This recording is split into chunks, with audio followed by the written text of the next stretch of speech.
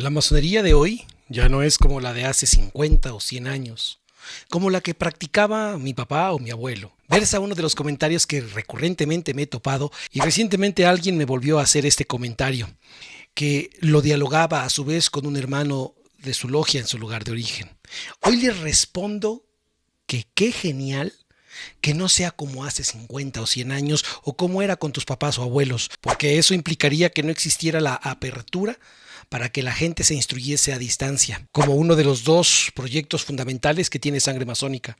Eso significaría que seguiríamos sin contar con el favor de la globalización que nos ha permitido conocer rituales de otras latitudes. Eso implicaría que la masonería siguiera escondiéndose, porque habría repercusiones sociales, políticas, que pondrían en riesgo la vida del masón y de su familia. Eso significaría que por lo menos aquí, en Sangre Masónica, nos quedáramos con la idealización de Benítez y Terrones, privándonos de conocer otros grandes autores que contemporáneamente presentan una alta filosofía para con el saber masónico.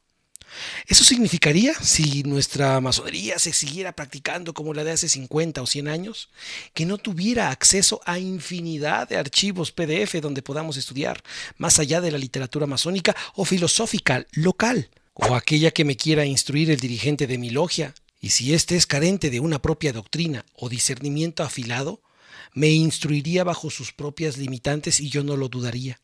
Así entonces la tecnología te permite indagar en otros lados hoy día y así darte cuenta que la forma de transmitir fidedigna masonería es mucho más amplia que la que te enseñan en tu lugar de origen. Qué bueno que no existe ya la forma en la que mis padres o abuelos conocieron la masonería. Mucha gente idealiza el pasado y en la corriente iniciática he escuchado recurrentemente: los antiguos eran, las enseñanzas antiguas, qué grandiosas, los maestros del pasado, esos sí eran maestros, etcétera.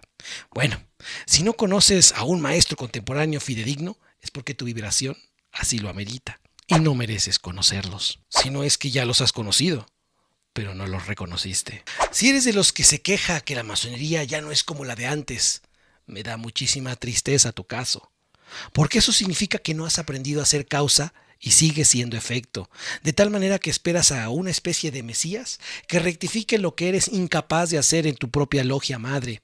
Y esto se agrava si ya eres maestro masón, peor aún si ya eres masón de alto rango o del más alto que tu rito ofrezca. Cada época tiene sus propias dificultades, sus propias incongruencias, sus propios sofistas, sus propios embaucadores, pero también sus más grandes maestros, sus más grandes lecciones. Cada época trae formas masónicas que contemporáneamente se requiera, eso sí, con método, con procesos perfectamente estructurados por la alta filosofía. Que te guste o no, que no sea de tu agrado, eso es tema aparte. Pero, ¿y entonces? ¿Dónde está tu proyecto? ¿O solo bla, bla, bla, bla, bla? Ahora, ¿de qué pasado estás hablando? ¿Qué tan atrás quieres irte?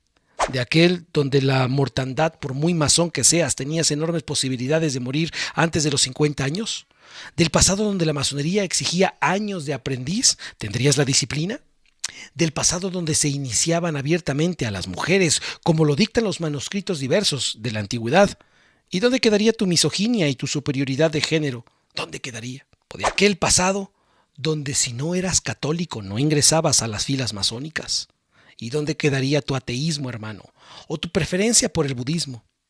¿O de aquel pasado o de aquel tiempo lejano donde había luchas sangrientas entre yorquinos y escoceses, entre jacobitas y janovistas? Así que dejen de decir tonterías y pónganse a chambear y a valorar lo que hoy tienes a tu alcance, hermano. Y si por culpa de que te trataron mal en una logia o los dirigentes de esta son un caos, es más bien tu debilidad y sesgos lo que te hacen ingresar en sueños. Qué bueno que la masonería del ayer ya no exista, porque eso te va a dar a ti la oportunidad de traerla de vuelta, con sus valores y sin sus tropiezos, porque para eso se estudia la historia. Los niños lloran, los hombres dan resultados, pero los constructores dejamos legado.